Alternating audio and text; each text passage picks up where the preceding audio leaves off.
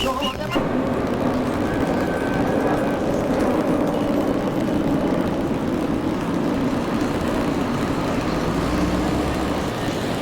to come a little closer. Huh? All right, we're out here with our Sensei Marvin, an icon who's on 125th Street. Can you show us some of the simple moves with your... first of all, tell us what this invention that you have is. Well, this apparatus that I have here in my hand is called Marvin's Toy. This apparatus is something that I developed over 25 years ago.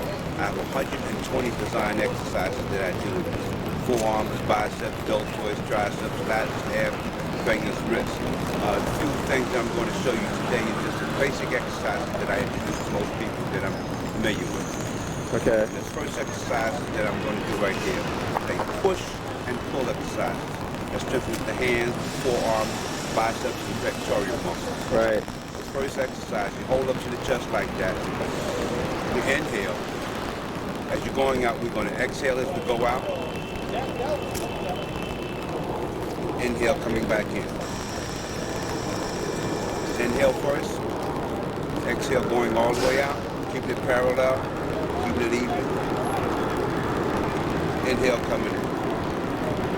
Now the second exercise that I'm going to show is an open and close that works on the hands, the wrists, forearms, biceps, pectoral muscles, and calf muscles all at the same time. Lock the apparatus out in front of you. You're going to inhale when we open. Speak up. And exhale when we close. Inhale, exhale. Inhale when you open, exhale when you close. Inhale when you open, keep it parallel. Exhale when you close. Now this third exercise gets a little tricky because we're going to keep the apparatus parallel to the ground. We're going to inhale coming up to the shoulder blades. Full turn. Exhale, go all the way up. Keep it open. Inhale coming down. Full turn. Exhale going straight down. We're going to do it once again. Inhale coming up to the solar flex. Full turn. Exhale going all the way up. Keep it parallel. Inhale coming down to the neck. Full turn. Exhale going down. Now I have another exercise that is similar to the cabbage patch. It's going to work on the rotor muscles up in the shoulders. You're going to hold it up to the neckline. Pull it apart. Inhale going around. Exhale. Oh yeah, it is like a cabbage patch. And exhale. Inhale going all the way out. Keep it parallel. Inhale going all the way out. And exhale. Now what's the importance of breathing properly and why do you do that? Well, in order to do any kind of exercises, you need oxygen fuel in the body. So a lot of people don't know how to breathe, so they breathe in properly. So all you want to do is just take a little amount of oxygen, fuel in the body to make the body strong.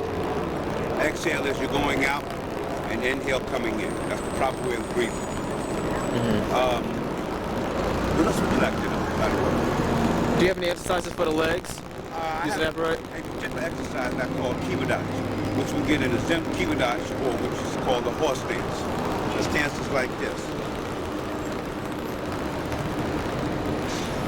Right? Hold it up to the chest.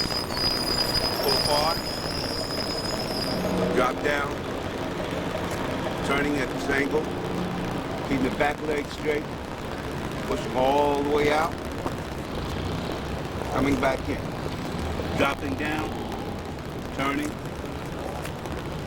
Exhale, push all the way out. Inhale, coming back in. Exhale. Inhale, coming back in. Now that particular exercise strengthens the leg muscles. If I had someone out there, I could have them stand on my hind leg and you can see that. Right. What else would you like to know? All right, let's take a break for a second. That exercise does.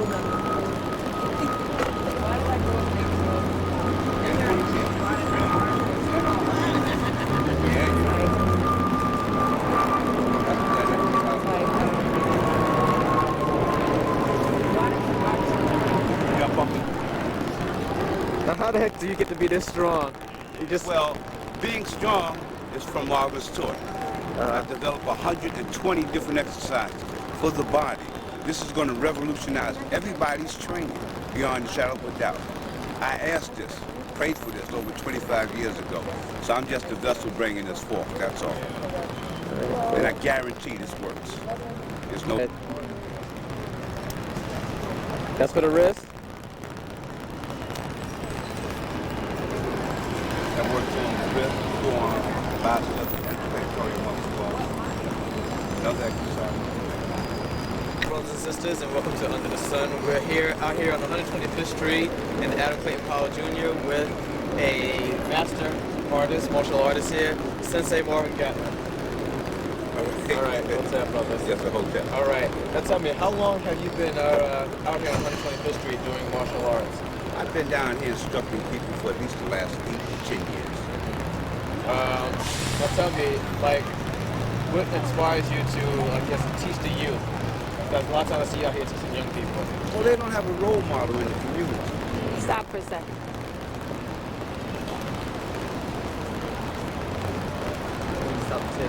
Oh. Sorry.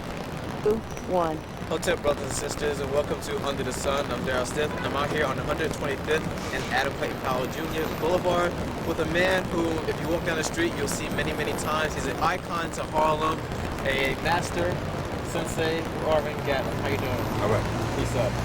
All right, now tell me, how long have you been out here on 125th Street? I've been out here on 125th Street the past 8 to 10 years. All right. Now, what inspires you to give youth training? Because every time I walk up and down the street, I see you out here teaching the young brothers and even the young sisters how to defend themselves. What inspires you to do so? Well, no one is out here flipping. They need role models. So I'm trying to be that role model, just being myself.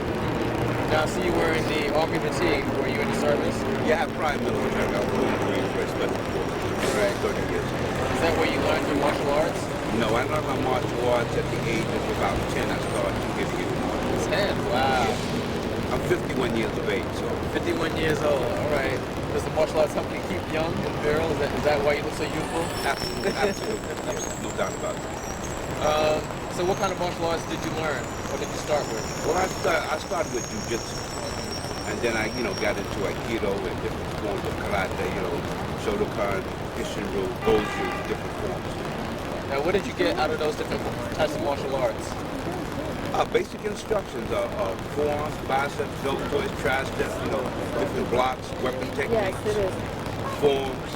Right. You can't answer the question, Now you've evolved them, haven't you, to your own type of technique? Yes, I have my own system. I'm well, It's thank called you. Toy Kuru. Toy Kuru? Toy Kuru. All right, now how'd you come up with the name and what is it? Well, I have an apparatus that I utilize, and I've developed over 120 different exercises with this apparatus. Hold on a second.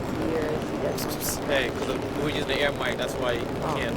Okay, sorry. Go ahead, sorry. Yeah, I have an apparatus, and I have developed over 120 design exercises that I do.